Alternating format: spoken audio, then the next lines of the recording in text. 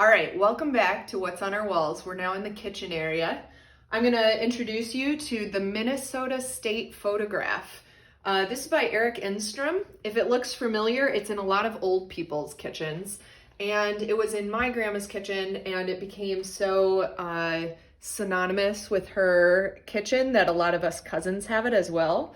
This is a photo by Eric Enstrom entitled Grace. And he took it in 1920, and then after he took the photograph, they actually painted on top of it to colorize. And then there is actually a matching one with a woman sitting on this side of the table, but I only have the guy. So just a little piece of history there. It got passed in the legislature.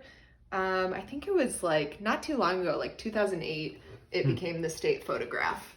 So he is a little memory of my grandma in this kitchen. All right, and we're gonna go over this way. Here, I'll go with this one. All right, if you've ever been to the Minneapolis Institute of Art, I will probably have dragged you over to this painting. It's my favorite painting at the MIA. It's called The Carpet Merchant by Jerome. And honestly, just seeing this painting up close is incredible. The amount of detail and color, and I just think it's absolutely gorgeous. So I had to have a print of it, and it is in our kitchen, just reminding me of the MIA. This one is so large, here I'll scoot it over, that it is set aside for our next house whenever we can have room to display it. This is a print by Rick Allen, which is one of my absolute favorite Minnesota artists. He is working and alive today. He has this series, and it's called The Trapper's Daughter, and it has this like girl in every single one, and she's always exploring with her like otter friends and raccoons, and it's almost like a storybook kind of layout, and he does it with woodcuts and printmaking. And so, Matt, you gave this to me for a special occasion. What occasion was that? Our wedding. Anniversary? Our wedding. Oh, it was our wedding. Okay, I was thinking first anniversary. No, this Sorry. was a wedding gift, and This it is was the wedding framed as a anniversary, first anniversary. Ah, that was it. That was it. I'm not too far off. So very near and dear to my heart. So I'm excited to get that on the walls eventually. This next piece is also in the category of when we have room. This is called Red-Tailed Hawk. And it's by Stanley Leonard, who is just about my age. We actually met this guy at an art festival. His booth was across from mine a little ways down. And he does these amazing woodcuts. And so he actually had a piece of wood as big as this entire art piece that he carved out. And then he rolled on the black ink and did like a huge stamp of it, and then colored in the red-tailed hawk with that red. The fun thing about this is that we kind of became friends during that art festival, and he, instead of selling it to me, he swapped me a piece of my work. So he has an artwork that I did up on his walls, and hopefully one day, when we have room for this giant masterpiece, we'll put it up in ours as well. All right, Matt, you ready?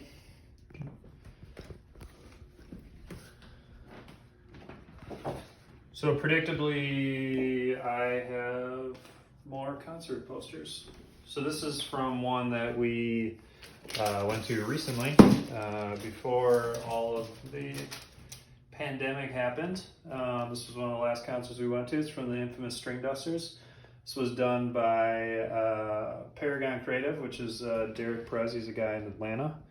But we just really enjoyed the aesthetic of this print, some Back to the Future, Tron vibes, and a lot of just cool, clean lines. Nice. All right, one more fish poster, and then we're done, I promise. So this is from this summer. This was a 3-night run at Alpine Valley this summer. And this is from probably my favorite Phish concert poster artist. It's a niche vibe.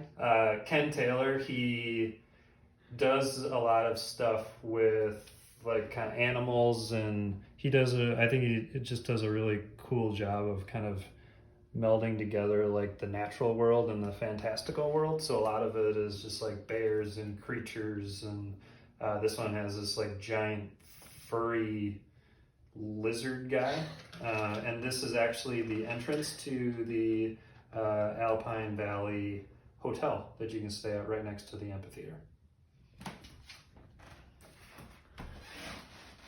One more here. So this one you're gonna have to get close for.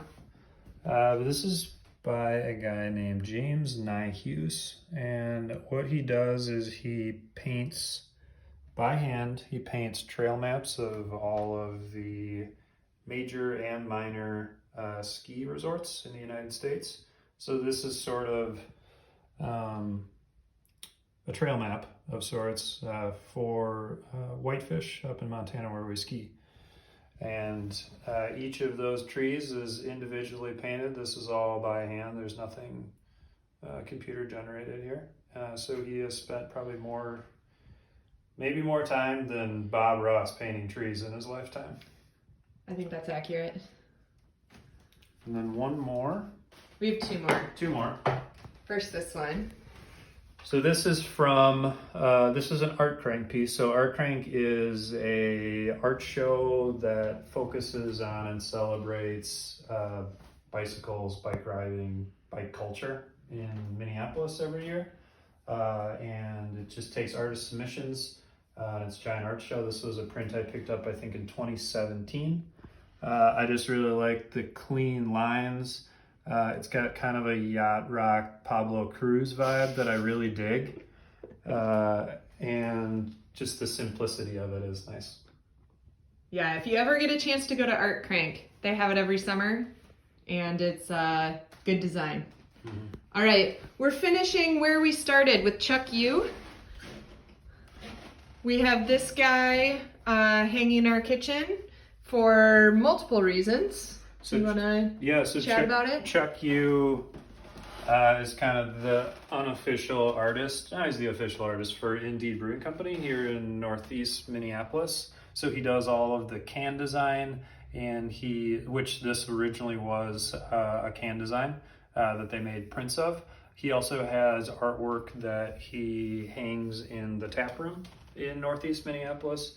And he also has, for the Art-A-Whirl and their fall kind of parties, he usually does live art and has print sales as well. If you want to go and pick up a print, usually pretty good deals and prices. Yeah, that's where we got our monkey from our previous baby room video. All right, I think that wraps it up. So we should have some kind of ending to this, but we didn't plan one out. So thanks for joining us for That's on Our Walls. And thank you, Matt, for joining us. Pleasure to be here. Bye, Minnetonka.